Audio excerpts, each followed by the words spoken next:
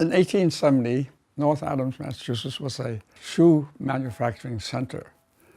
And the workers started to agitate for higher pay and so on. So they went on strike. Mr. Sampson ran a shoe factory. He decided to break the strike. So he sent his assistant to San Francisco, who contacted a labor contractor who found 75 young men.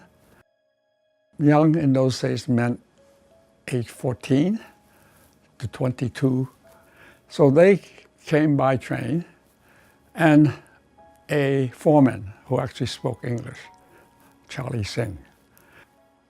The strikers came with rocks and sticks to meet the train, but then the sight of these 75 young Chinese was so strange that they threw one rock and that was it.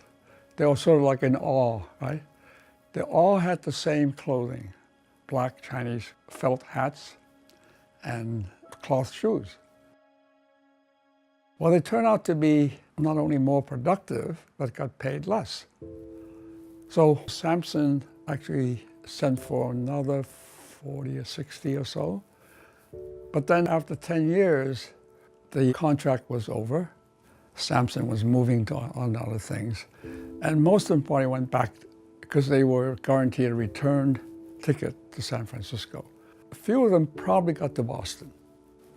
Very likely. Maybe some of the older ones. Look at the 1870 census, there's 75 Chinese.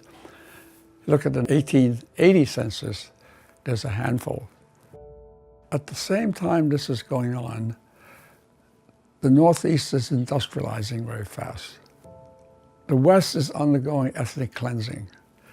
Chinese have settled into the Rocky Mountains, the West Coast, all on the West Coast. They worked on farms, they worked on canneries, they dug ditches, they, I think, created the Sacramento River.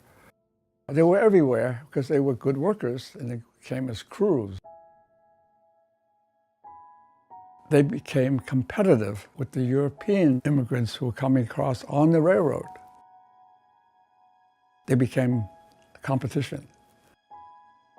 So the Chinese Exclusion Act was passed in 1882, essentially to solidify that.